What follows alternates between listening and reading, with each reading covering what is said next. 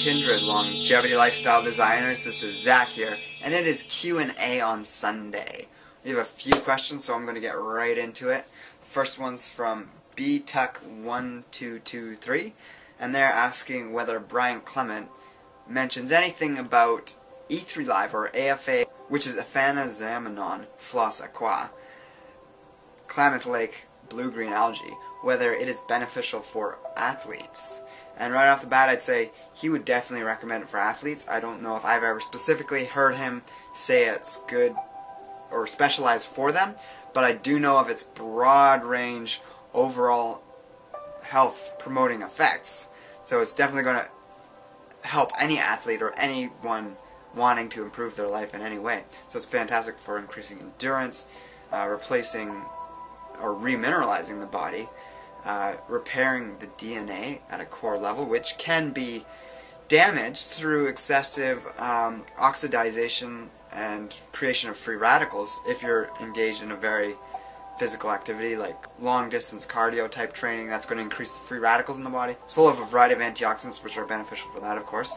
So you mentioned you're a runner, and any sort of aerobic training, which is running, bike riding, continuous endurance training, whenever you pass that 30-minute mark, you're starting to increase the load of free radicals being created in your own body from that aerobic process. So the best thing you can do after your training is to, one, get plenty of water in just to rehydrate, then also take some form of an antioxidant every time you finish a workout. So this could be like if you're taking resveratrol, you could take that at that time, just so that antioxidants, when they come into the body, they disperse, and they're only in the bloodstream for a couple of minutes to an hour tops, maybe a little more, depending on which type of antioxidant it is. But yes, after a run you could always eat like a bowl of various berries, or you could eat some cacao, or basically any other thing that's a high antioxidant containing food, but specifically a whole food rather than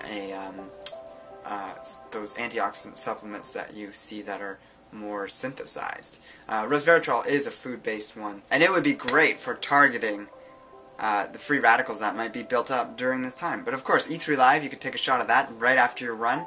It would oxygenate the body, add to the oxygen, and then it would also, the phycocyanin and phenethylalanine and all these other unique phytochemicals that are a part of the blue-green algae would be flooding your system and rebuilding your body in that way.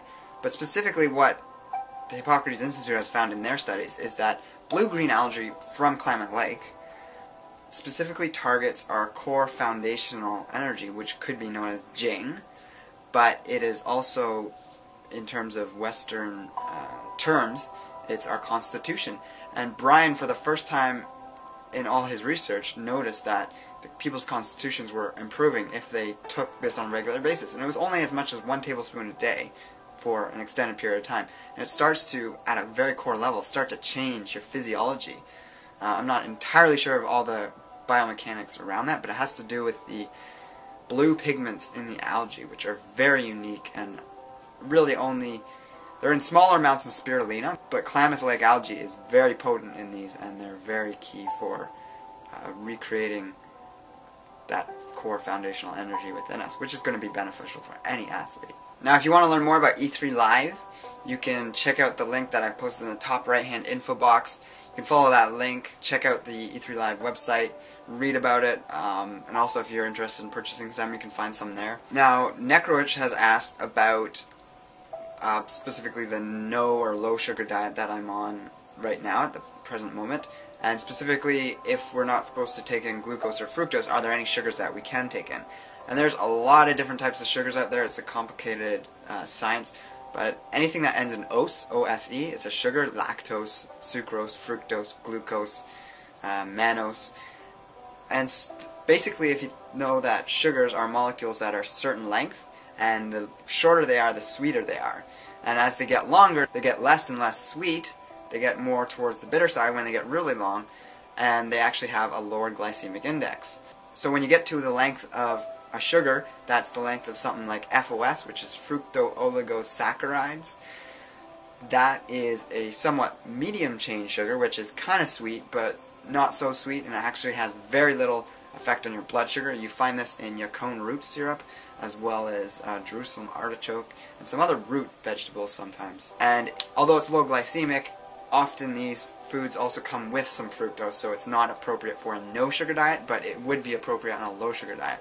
So how you would determine what foods you can take in on a no-sugar diet is you don't want anything containing fructose or glucose, or extremely small amounts of that. So like certain vegetables are going to have, like lettuce, it's going to have very, very, very small amounts of glucose or sucrose or the other sugars, but they're going to be so small amounts that when they do get absorbed into your body, they're not causing erratic changes in blood sugar balance. When you get into the longer chain sugars, which are found in reishi mushroom, aloe vera, noni fruit, and a lot of these things are very bitter tasting, but they're very highly medicinal. They're very immunomodulating.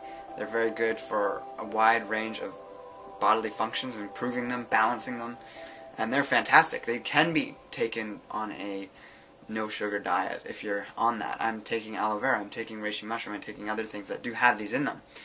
But what we're looking to do on a diet like this is only be consuming things that do give us sustained energy, which is generally proteins and fats, or complex carbohydrates, so cooked grains if you're doing them in a small amount, or sprouted grains, sprouted beans. In terms of what foods are appropriate for a no-sugar diet, I did go over a general list in my video series, several parts long. It starts on video number 83, and if you want to check back in my archives on YouTube for that. And I did go over the specific foods like carrot juice, beet juice, the high glycemic fruits, or basically all sweet fruits if you're doing no sugar. Then there's also the honey, the agave, all the big ones that we know are very high in sugar. The only appropriate things you can really have for sweetness are stevia and xylitol. Now, once you've completed X amount of time on no sugar, and you want to introduce more higher glycemic foods and go on what could be a low glycemic diet, then you would incorporate low glycemic things like yacon root syrup, maybe very small amounts of honey, because it is actually a medium glycemic type of sweetener. Berries, green apples, pears are another low glycemic fruit. And what are the reasons for going on a diet like this? How do you know if you're supposed to go on this, if it's appropriate for you? Well, basically, anyone who's coming from conventional type diets, if you've grown up eating junk, if you've grown up eating higher sugar, it's appropriate for you. You will get benefit from going on no sugar for a period of time. Whether or not you jump into that is a different thing. Depending on the severity of your case, it might not be the best thing, because you do go through emotional and physical changes in your biochemistry, and you're going to come up against addictions, etc. So it could be better to move into a lower glycemic diet at first. And this, like I said, there's more information on the past videos that I talk about that, on how to do that. So a no sugar diet is really appropriate in an immediate sense if you're someone who has cancer, candida overgrowth, any sort of blood sugar disorder, fungal or bacterial issues, overgrowth, infections, etc. And the final question for today is Charles Obama is asking about biotin and hair growth. And biotin is a B-complex vitamin that promotes hair growth and healthy skin and hair, and it is found in high quantities in things like chard, romaine, lettuce, carrots, a variety of other plant-based foods, almonds, cauliflower, as well as animal products like egg yolk, in the yolk of the egg.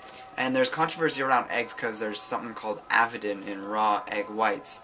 And if you are someone experiencing really problems with your hair from a deficiency of biotin, you might want to consider eating just the egg yolks and not the egg whites. However, I'm personally a fan of whole foods and not dividing our food up and saying this part of the food is good and this part's bad. I mean, they were doing that several years ago, saying to eat the egg whites, throw away the egg yolks.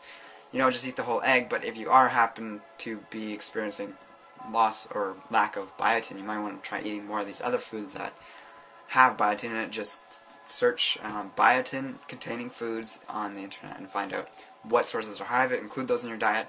If you're eating raw eggs, don't worry about the avidin. in the egg white. And that's my opinion on that. And as always, leave your comments and questions throughout the week, and I'll collect these through the week and put them together and answer them next Sunday on the Q&A on Sunday. And until then, have a great week.